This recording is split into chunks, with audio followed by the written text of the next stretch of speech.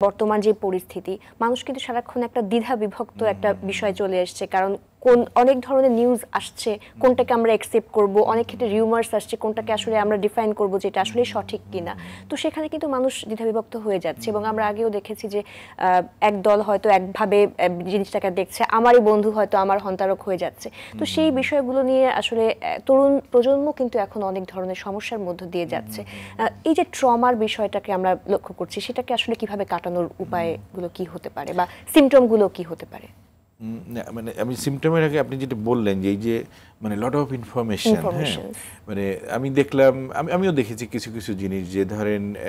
এইটা একটা তথ্য ওইটা একটা তথ্য এটা একটা ঘটনা ওইটা একটা ঘটনা এখন তো এআই টেকনোলজির কারণে নানানভাবে এগুলোকে মানুষজন মানে এমনভাবে বানাচ্ছে মানে এবং বানিয়ে তো প্রত্যেকেই তার মতো করে একটা কিছু সে আপলোডও করতে পারে যখনই একটা ছেলে মেয়ে বা আমরা প্রত্যেকেই যখন দেখলাম মানে চোখ দিয়ে সেই ইনফরমেশনটা বা সেই শব্দগুলো আমাদের ব্রেইনে যাওয়ার পরপরই এটার প্রতি কিন্তু একটা রিয়াকশান আমাদের মধ্যে তৈরি হবে হ্যাঁ হয়তো মানে আতঙ্কের কোনো একটা বিষয় নিউজ আকারে বা একটা ভিডিও আকারে জিনিসটা দেওয়া হলো এটা স্বাভাবিকভাবেই মানুষের মধ্যে আতঙ্ক বাড়াচ্ছে কিন্তু একটু পরে হয়তো দেখলো যে না এটা তো আসলে ফলস তখন এভাবে প্রতিনিয়ত অসংখ্য ইনফরমেশন অসংখ্য স্টিমুলাস মানুষকে প্রভাবিত করছে প্রতিনিয়ত রাইট তো যেভাবে যে কারণে দেখা যাচ্ছে যে একজনের হয়তো একটা ইস্যুতে ট্রমা হয়েছে আর অন্যান্য অনেক রকমের ইস্যু ট্রুফল যাই হোক যখনই তার ব্রেইন ভিজুয়াল এবং ভার্বালি কানেক্টেড হচ্ছে সেই বিষয়টার সাথে এটা তখন কমপ্লেক্স ইস্যুতে পরিণত হচ্ছে রাইট যেমন শুধু চাল ফুটালে ভাত হবে কিন্তু তার সাথে যদি আরো নানান জিনিস আমরা মিশাই তাহলে কিন্তু অন্য জিনিস হয়ে যাচ্ছে রাইট তো এখন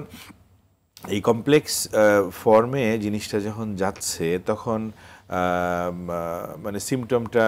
মানে সাইকোলজিক্যাল লেভেলে যেরকম হচ্ছে সাইকোলজির আবার বিভিন্ন লেভেলে ধরেন কগনিটিভ কনফিউশন তৈরি হচ্ছে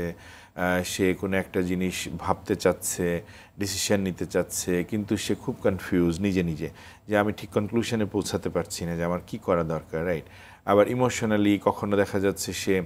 ভীষণ ভয় পাচ্ছে আবার কখনো একদম সে খুব ডিপ্রেসড হয়ে যাচ্ছে এইসব কি কেন এইসব হচ্ছে মানে ভীষণ হোপলেস হয়ে যাচ্ছে আবার কখনো দেখা যাচ্ছে যে ভীষণ অ্যাঙ্গার তৈরি হচ্ছে রাইট কেন এইসব হবে কেন এটার কোনো অর্থ নেই এরকমভাবে একটা ভীষণ তীব্র আবেগ তৈরি হচ্ছে রাইট আবার কখনো কখনো হয়তো দেখা যাচ্ছে যে প্রচণ্ড পরিমাণে গিল্ট তৈরি হচ্ছে মানুষের রাইট এবং আমরা জানি যে যখন মানুষের মানে খুব ভয় আতঙ্ক তৈরি হয় তো তখন মানুষের ফিজিওলজিক্যাল রিয়াকশন এমন হয় যেন সে নিজেকে লুকিয়ে ফেলতে চায় আবার যখন তার মধ্যে প্রচণ্ড অ্যাঙ্গার তৈরি হয়ে যায় তখন সে ভার্বালি ফিজিক্যালি অ্যাটাকিং হয়ে যায় রাইট হ্যাঁ আবার যখন প্রচণ্ড পরিমাণে গিল্ট তৈরি হচ্ছে তখন সে খুব ভাবতে থাকে আমি কি করতে পারি হাউ টু রিপেয়ার হ্যাঁ